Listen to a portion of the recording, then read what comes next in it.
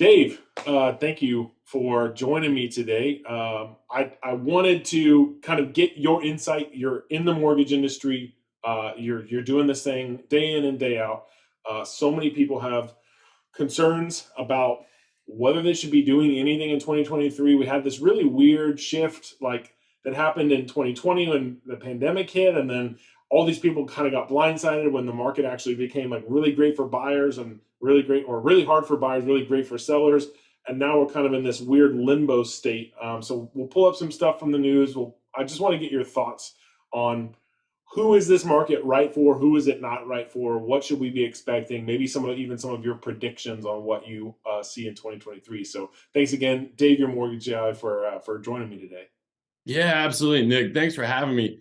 Man, it is a crazy market, right? I feel like those COVID years, you knew it was all seller Hmm. benefit, right? Like, hey, if you're a seller, my God, you could sell it for $100,000 more than it's worth. Yeah. Buyers couldn't buy. People felt like they'd never own a home. And then, like, what felt like in 2 seconds, it completely flip flopped. And there's still so much uncertainty.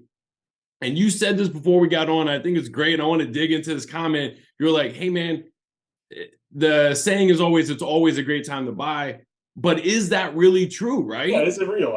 I mean, I think it's not. I think it's not always the right time to buy for every person. I think different people, different segments of the market, it can be a good time. For other people, it might not be a good time. So, my question back to you then, if it's not the right time for everybody, then who is it right for? Who's it not? Correct. Let's talk about who it's right for first, okay? If you were a buyer in the last really 2.5 years, and your offer didn't get accepted, you weren't able to bring additional money to closing, you needed some assistance from a seller, I think and know that right now you're probably in the best window to buy for sure in the last 2.5 years, but you may be in a really good window for only 6 months, right? Less before springtime, summer kicks in, more buyers come into the market, it becomes more active. You're in a sweet spot, and I know you're seeing this as being in it day in and day out. Sellers paying $10,000 in closing costs, right? You may be the only offer. Yep. So if you're a buyer who couldn't, because of all those reasons, for sure right now, I feel like is the absolute best time to buy. It may even be better than what it's going to be in the summer or a year or 2 years from now. Yep. And here's what I think is interesting that people don't think about. And look, let's be honest, this is not 100% one to one, but I think this is a good way to look at the difference between what it was like whenever people were buying and rates were low versus now, right? Because that's everybody's thing is like, well, rates are now rates are double what they were, so now it's a bad time to buy. And what I have to remind people of is, look, when you were buying a house in 2021, you were having to bid 30 grand over the price of the house just to get it. You had to waive the appraisal. It didn't really matter what it was going to appraise for. If you wanted the house, you had to offer that. So sometimes buyers were being stuck paying a lot of extra money out of pocket to buy the house that they wanted. And so, sure, they got the lower interest rate, but they also either paid a lot more for the house than what it's worth, or they came out of pocket a lot of extra money in order to beat other people. And now you're just kind of seeing the flip of that, where like rates are up, but because of that, sellers are needing to negotiate. They have to because they need to entice buyers to buy their home. So now it's the reverse, where the seller is the one that's sometimes giving away 20, 30 grand in order to get the house sold, paying for the buyer's closing costs, paying for a 2-to-1 buy down on their interest rate so that they can make it easier for that buyer to actually have a 4% interest rate right now for the first year and then go up to a 5 the next year or whatever. So that I think is, so yes, you're paying a little bit more on the interest rate side of things, but you're paying less for the house too. So can you have your cake and eat it too? Like, can you, nobody was paying less than what houses were worth and getting the 3%, for the most part. For the most part, sure. Correct. Like me personally, I actually got the house less than what it was actually worth. Like I paid less than what it was worth and got the great interest rate. But that didn't happen on every house. So we're so quick to sort of forget what it was actually like to try to buy a house, and everybody's like, "Oh man, I wish it was still 2021 or 2020 so I could buy my house now." I'm like, I don't think you remember what it was really like to buy a house then. No, it wasn't a healthy market, right? And Yeah. that's not what nobody wants to talk about this. It wasn't a healthy market. When you have a house go for sale at 5 o'clock on a Friday, you have 15 offers, 14 of the people haven't even seen the house, right? So think about how many people may have had to have bought a house that they didn't love. Yeah. They may have bought a house that needed a new AC, a new roof, all these things because it was like, well, shit, man, if I don't take this deal, Yeah. we've lost out on the last seven. I'm going to miss out on the next seven. This is my only shot. So Yeah. that market wasn't healthy. What we're going through now is a correction in making it a normal market. Once we get through this period, it levels off, it becomes normal, allowing buyers and sellers to operate in a friendly manner, right? Yeah. In a good market. And so I think you're 100% correct. You can't have the cake and eat it too. The low interest rates cause that to happen. The Right. higher interest rates are going to benefit other people in the market. Yeah. And one thing that I know is a concern for people out there, and I just kind of want to get your thoughts on it. A lot of realtors, they like to use this sort of way of describing the market where they say like, well, even though the rates are at 6%, look at what rates were 10 years ago. And while there is truth to that, it's not false. Like, rates are lower now than they were 15 years ago, 20 years ago, than they were in the 80s. 100% true. But I think a lot of buyers and a lot of people are also sort of wizened up to the fact that, but yeah, a home only costs 30 grand. So Right, yeah, right. I paid an 18% interest rate, but my house was 4 or 5 times less than what it is today.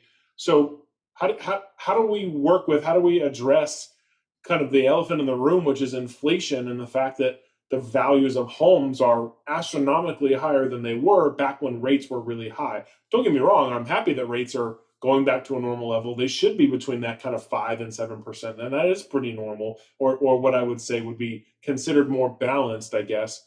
But we still have these like really inflated prices on homes, and there's a couple of things. Let me get your thoughts on that first. What do you think about kind of inflation and how it's affecting home prices? Correct. So again, going back to the rate part, the rates being historically low, that's the issue there. Rates were at a level that they should have never been at, will never be at again. When you have rates are at 2 point anything, right? It's It's not not real. going to happen. Yeah, I mean, it's not going to happen. That's free money.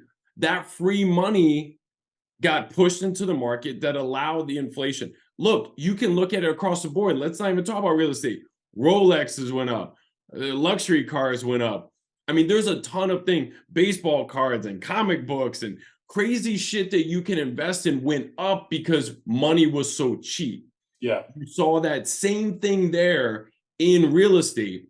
Now you're starting to see the prices come down with the rates where they're at. That's why the government has kept hiking the Fed rate to get inflation under control, bring this down because they know it's not healthy, Yeah. right? It's not affordability is going to kill a lot of things and affect Americans. Um, Long term, this is your number one investment. This is a natural savings account for your retirement. I mean, it's a must. And if everybody thinks it's not affordable and not feasible, we're going to have bigger issues, right? Yeah. And so that's what caused it. Yeah. And now I think here, maybe in Houston, Mhm. and agree with me or don't, I feel like I'm just now starting to see a lot of the effects that the country's sort of been experiencing for the last 6 months. Like, not just interest rates, but just talking about inflation in general. Like, the last few times we've gone to the grocery store, it was like all of a sudden it started like, wait a second.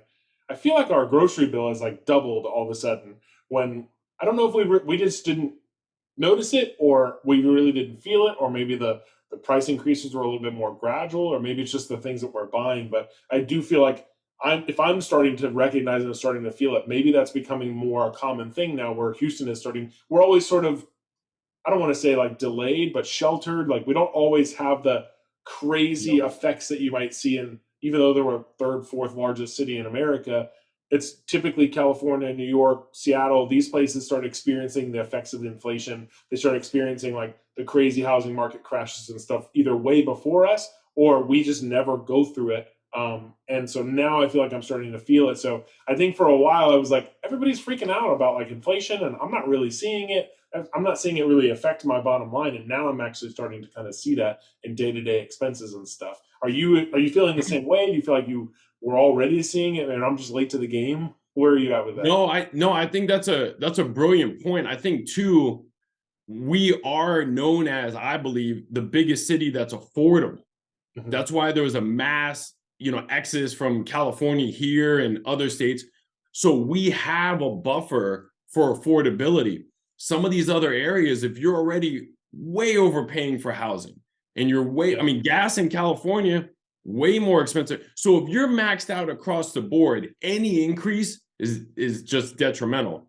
yeah, Gas is extremely affordable, housing extremely affordable. Like, we have great industries in the Houston area. So we have that room that I think when there was some movement, you and I didn't feel it in our purses or wallets. yeah. Do people? I Um was going to say pocketbook, but I don't know if anybody Fanny cares. Like, pack. why is that saying? Yeah, back when Yeah. I had a pocketbook, like nobody says that, but I still say it's my pocketbook. Like, My mom said that maybe it's affecting yours and mine fanny pack, right?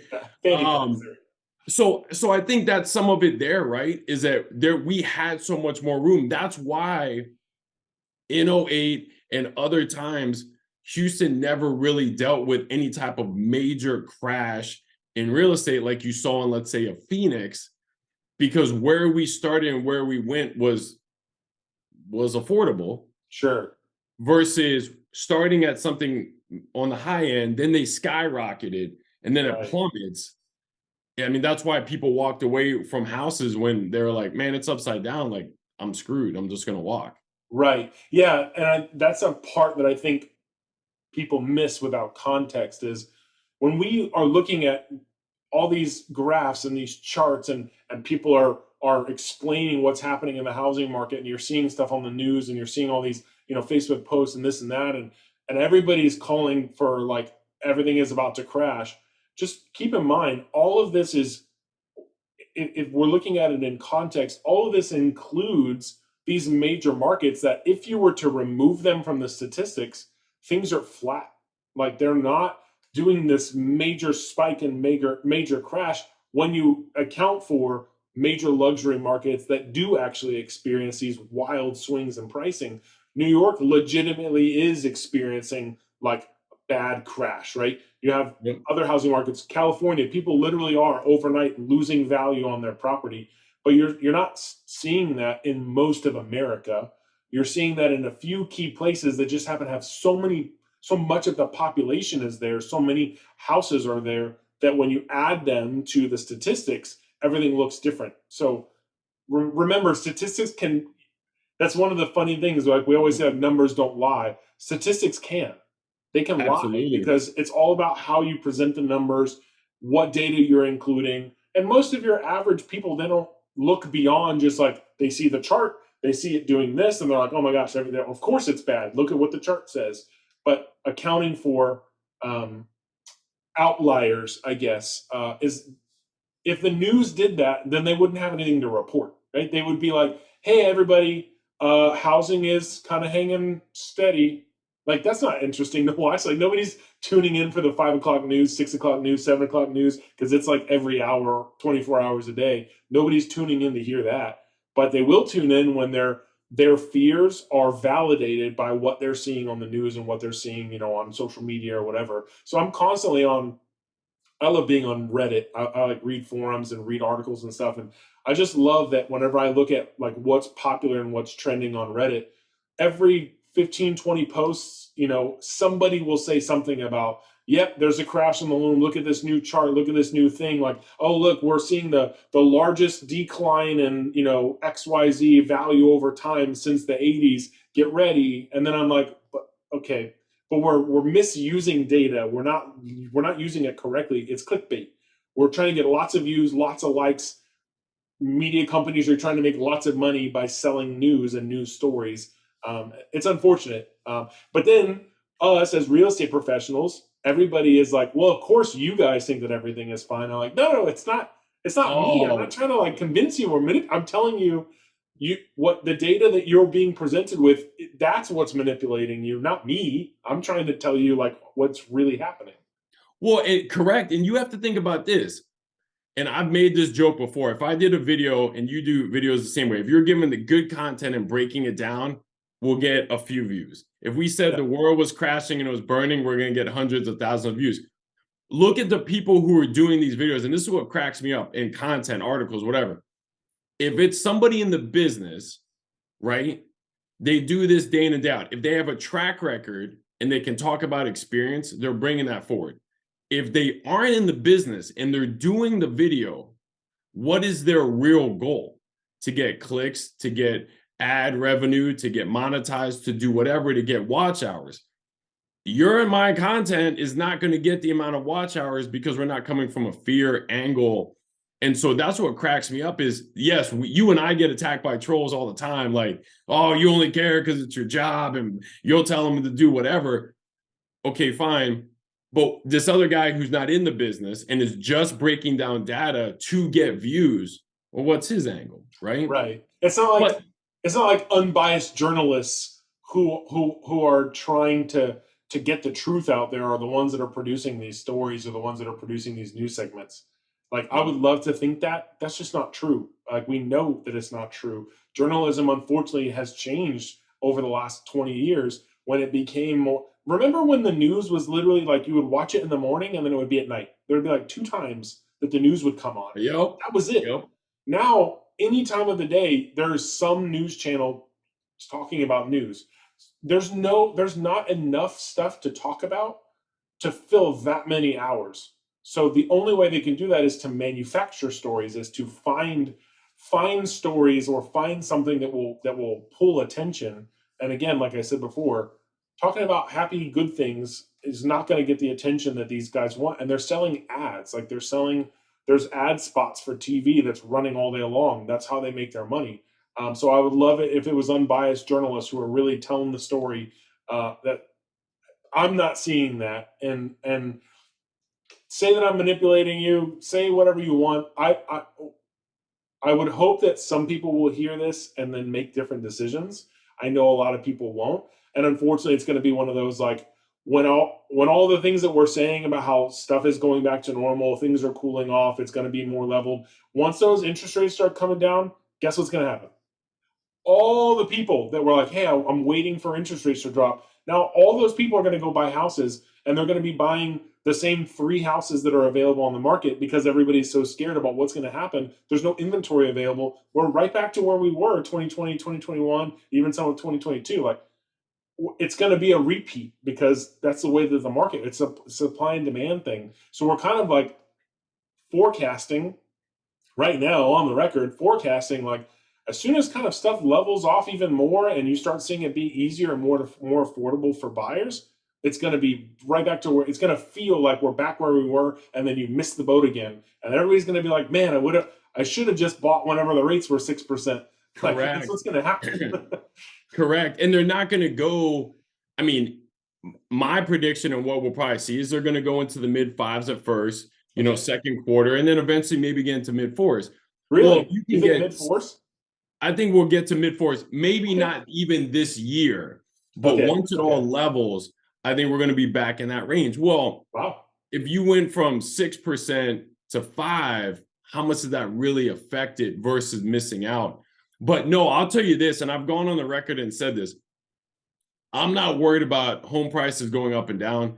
I'm not worried about interest rates going up and down because the consumer and everybody in America, everybody will adapt, right? Sure. So if home prices go down, then they level off, everybody adapts. If rates go up, go down, they'll adapt.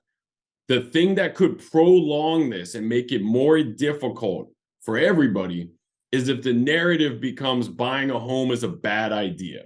Sure. And after the '08 crash, which I've been in the mortgage business over 20 years, after the '08 crash, that's what extended the comeback after that. Retracted that because people kept thinking, "Oh, well, real estate's now a bad investment.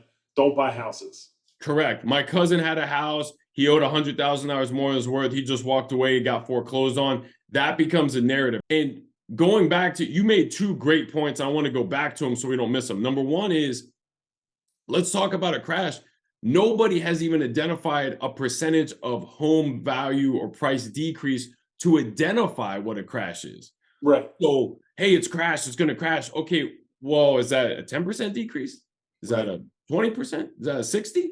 Like, what even identifies a crash? So now you have all these people like, it's going to crash, it's going to crash. And then if it dips to 20, which is not a crash, and they're going to be like, I told you it crashed. Well, you're on the sidelines and you're still not buying a home. So it's not relevant. You know Right. what I mean? Yeah. Um, and I'm going to go back to another great point that you pointed out, and I want to dig into that.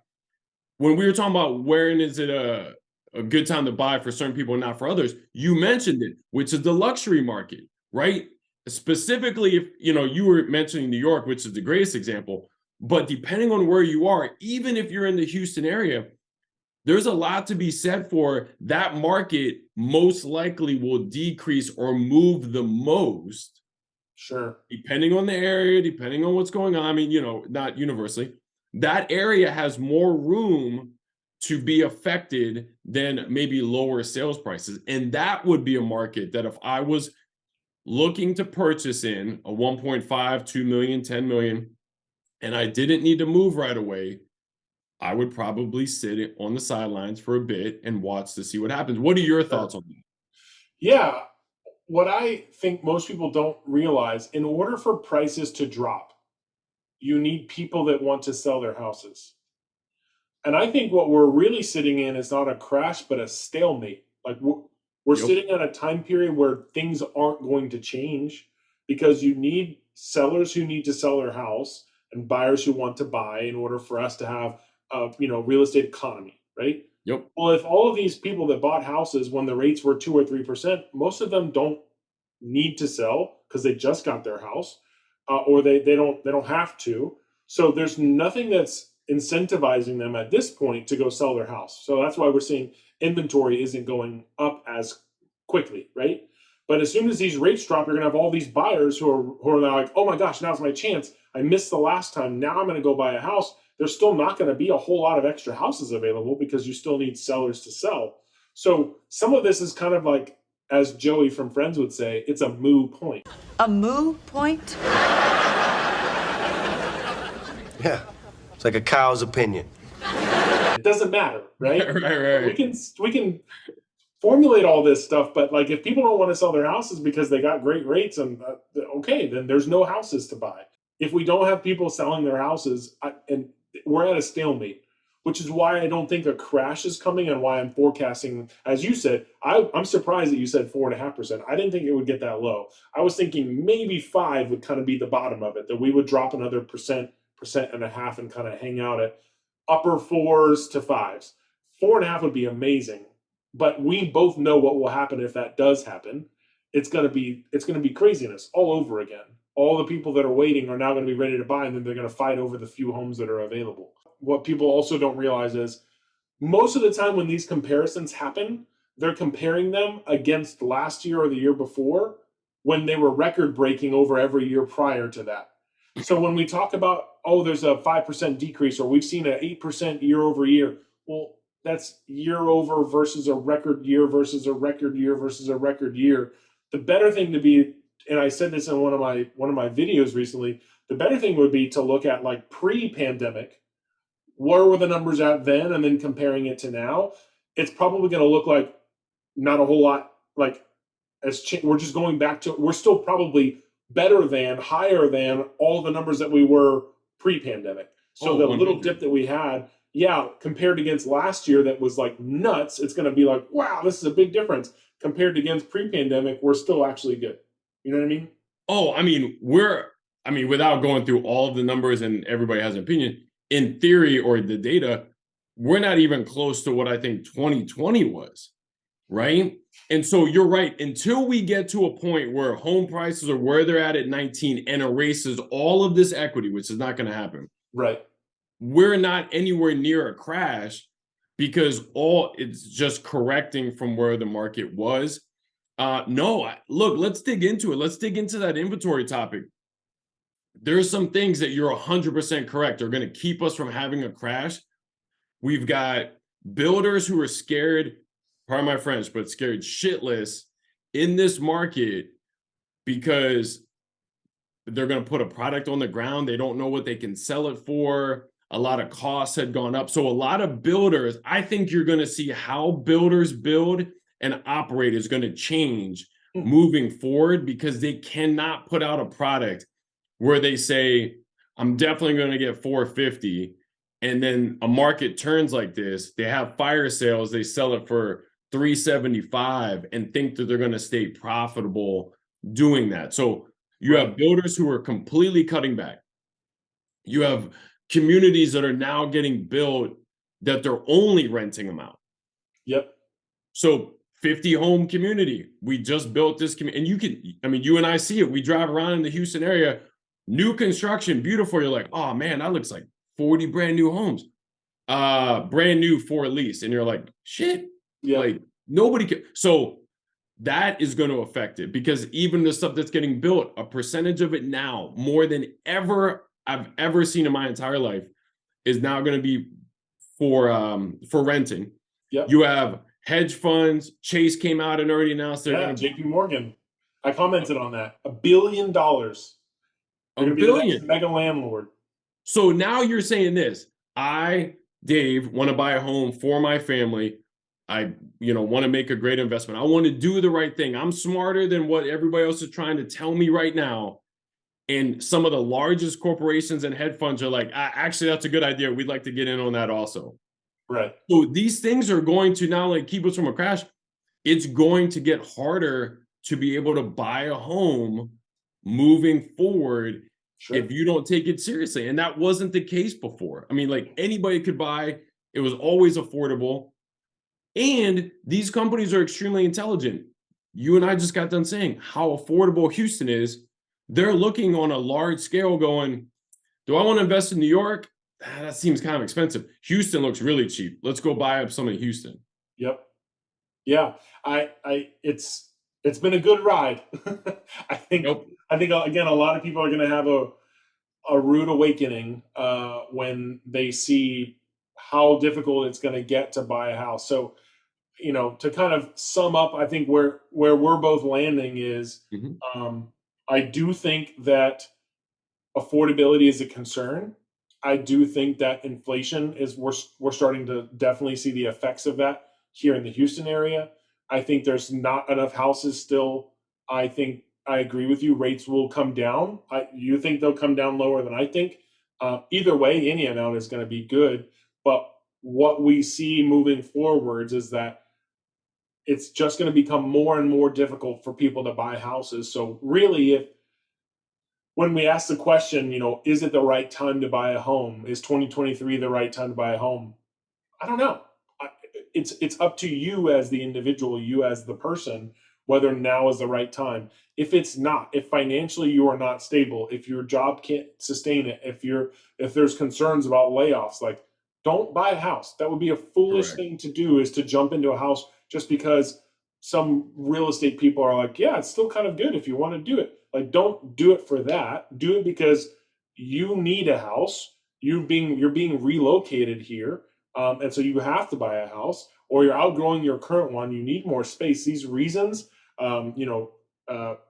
increases in family, family size, like adding more kids, getting married, job changes, parents that are getting older, moving in with you, whatever. Those are valid reasons to buy a house. And I don't think people in that segment or demographic should shy away from buying a house now in today's time, even if we do think rates are going to come down, because we don't know for sure. Things could change. Correct. Right? Like correct. We know that Russia, can sometimes do some crazy stuff. Did anybody think that we would be a year later from them invading Ukraine? Like, nobody was predicting that. Maybe there were some signs, maybe people in the government knew, but I don't think any average person knew that. People's lives are forever changed by something we couldn't have foretold. So everything we're saying here is also like, this is just what we think, but things could be different. Stuff could change. There very well could be a crash. We're just saying that none of the data points to that. Let's not rush to that conclusion and then make it seem like real estate is a bad thing to get into. If it's good for you now, then it's still good for you now. With the rates are 6% and then they go down, you can refinance later, right? If rates go up, aren't you going to be glad that you locked in at a 6, right? Like we can come up with all these objection handlers or whatever you want to call them, but I think again the point to drive home is buy it if you need it. If you don't need it, don't buy it. A lot of people buy houses in 2020, 2021 that they didn't need to just because rates were low. And they got Correct. a house that they maybe didn't need or that doesn't actually fit their needs because they were scared or whatever the case. I think now it's just like people people who were buying because it was the cool thing to do just aren't doing that right now. So it feels like I've actually heard a lot lately to kind of tag on to that. Multiple people have either spoken with the seller and said like, hey Nick, I know the seller that's near me. I was going to refer you to them. Their house is on the market and it's been sitting and it hasn't sold, but they just said that it's a bad market and that's why their house hasn't sold. And I'm like, BS. That's not true. It's Mm-mm. bad marketing or bad price. Like houses will Yep. always sell. It can always be a good time to buy a house or sell a house if you need it. And if you're a seller, if you price it correctly and market it correctly, it doesn't matter what the market is doing. We can still sell a house. It's not like sellers are out there just giving their home away for nothing. Like that's not what's actually happening. Even though that might seem like it if you hear stuff on the news. So do it if it's right. Don't do it if it's not right. Yep. So, any closing thoughts on anything that we talked about, or anything that you are seeing maybe from the mortgage side that you think it's important for people to know? Yeah, one thing that bothers me that I'm hearing a little bit of is when they talk about affordability, right, is implying that less people are getting approved for loans. That's not true, right? Like, yes, rates went up, that affects what your payment is, but that doesn't mean it was kicking out a ton of people getting approved. That got brought out there. There were some stats that were turned around saying it's now harder to get a mortgage. That's not true. Mortgages are down numbers wise. There's less people buying and the market's cooling. And so they took those numbers. So I'll put it this way. You can listen to all of that BS to not buy a house. The truth of the matter is, real estate is a long game, right? You're buying it not even based on today. You're buying it because in 5 years, 15 years, 30 years, you're going to look back, be grateful you did it. You gained equity. You got tax write-offs. That's foolproof on any market at any time. If you're all in, you're going to be able to buy a home. And the people who thought they couldn't buy in the last 2.5 years, and I said it earlier a little bit, who truly forget even the news, they experience not being able to buy a home. Nobody would accept their offer. That's true information, are now buying homes. So that right there proves the point, Yeah. right? Yep. Is they truly could not. Nobody would accept their offers. They were FHA, they were VA, they didn't have enough money. And all of those people are now being home buyers. So that right there tells you everything you should know if you're on the fence. Yeah, definitely.